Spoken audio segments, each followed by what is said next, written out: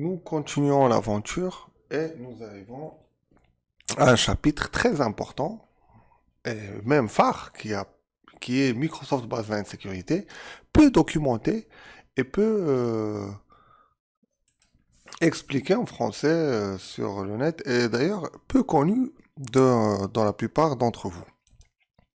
Je dirais même du grand public.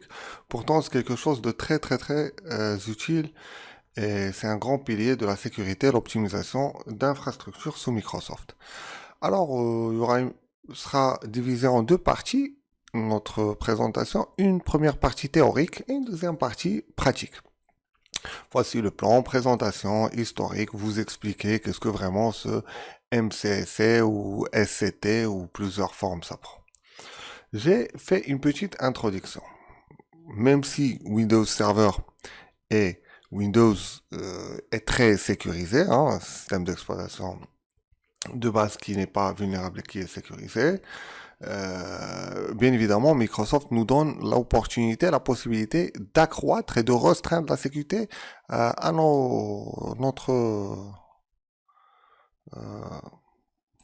notre guise, si vous voulez bien.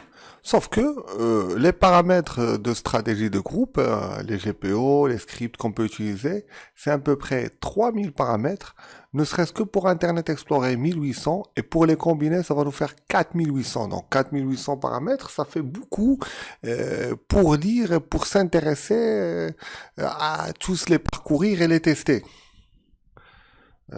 Donc c'est un peu difficile à mettre une configuration de base ou stratégique si on veut tout vraiment explorer.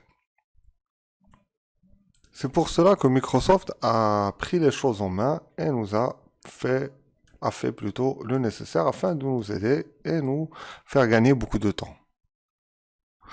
Alors, cela se passe sous forme de Microsoft Security Baseline. Qu'est-ce que c'est? C'est un ensemble de paramètres recommandés et de références par les ingénieurs de Microsoft et aussi les gens qui publient des choses utiles par rapport à des vulnérabilités ou des failles, quoi que ce soit. Donc c'est un cocktail, c'est un regroupement des meilleurs paramètres qui sont inclus dans une suite qui s'appelle non mon cursus, pardon, qui s'appelle Microsoft Security Compliance.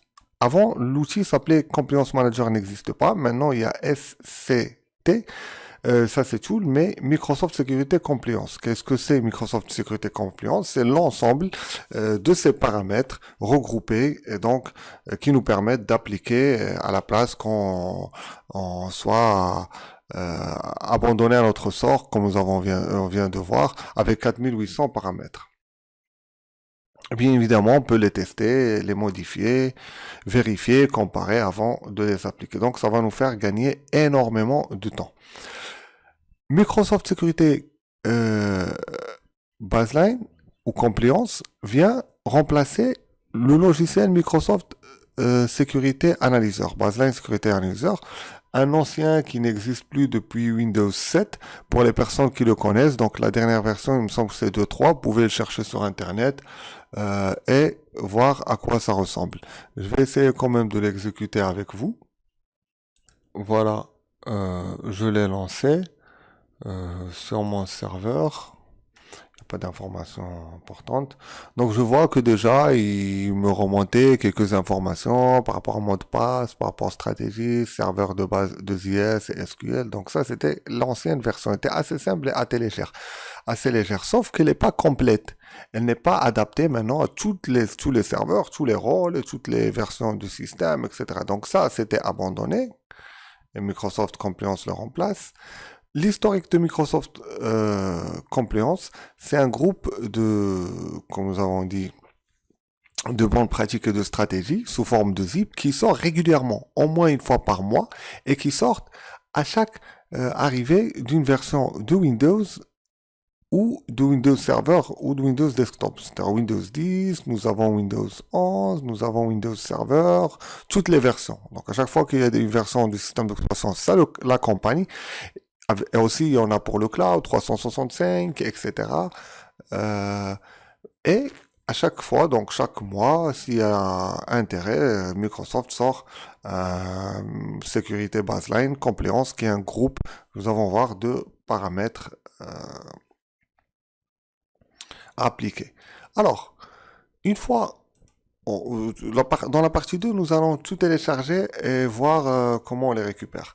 Maintenant, une fois on télécharge notre contenu du site, voyons voir qu'est-ce que cela contient, qu'est-ce que le dossier contient. Nous avons des utilitaires, parce que le téléchargement contient aussi des utilitaires. Contient des utilitaires comme LGPO ou d'autres logiciels, ça s'appelle Microsoft Security Compliance Toolkit, SCT, Security Compliance Toolkit. Si je télécharge que les paramètres, c'est juste Microsoft Security Compliance. LGPO, il est où? LGPO, c'est un logiciel en ligne de commande qui me permet d'appliquer les GPO en ligne de commande. Je trouve dans le dossier la documentation en anglais. On va voir ça aussi, on va tout appliquer, hein, que ce soit par GPO par commande dans la deuxième partie. Donc ça, comment je peux appliquer mes GPO sur une machine en local à travers un script en utilisant LGPO. Ça, c'est quelques détails qu'on trouve dedans, dans ce utilitaire.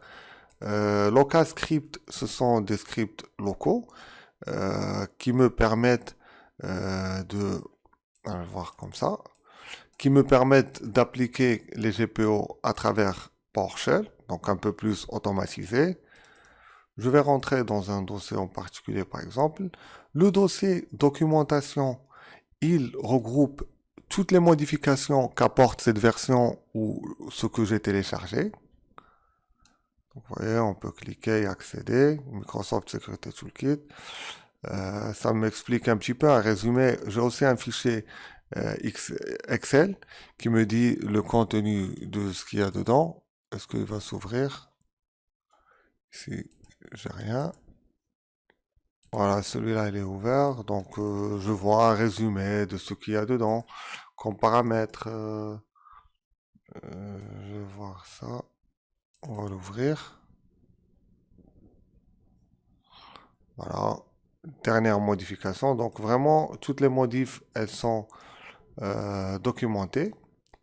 Ça, c'est le contenu du dossier document. J'ai aussi le dossier GP Report qui peut me dire sous format URL, donc format web, les différentes modifications qui seront faites par exemple à mon contrôleur de domaine. Si j'essaie de l'ouvrir avec Google Chrome, ça me fait quelque chose de ce sorte-là et je peux avoir une vision de toutes les modifications qui seront faites pour durcir et pour sécuriser, optimiser notre serveur concerné. Là, le contrôleur domaine, la Windows 10, Windows 11, etc. J'ai le dossier GPO qui contient les GPO eux-mêmes que nous allons tester et comparer et qui seront appliqués. Donc là, on voit des contenus, ce qui est à l'intérieur. C'est ces GPO-là qui seront appliqués, donc soit localement, soit à travers importés à travers logiciel ou comparés. Le dossier script, nous l'avons expliqué.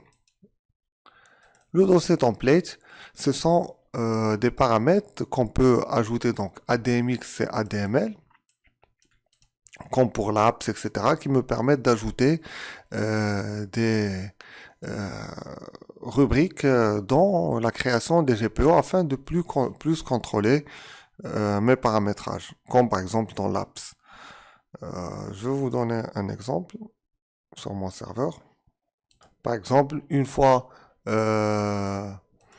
récupéré, je peux avoir des modules comme l'apps, etc. pour faire plus de paramètres. Donc, ça, c'est le module GPO.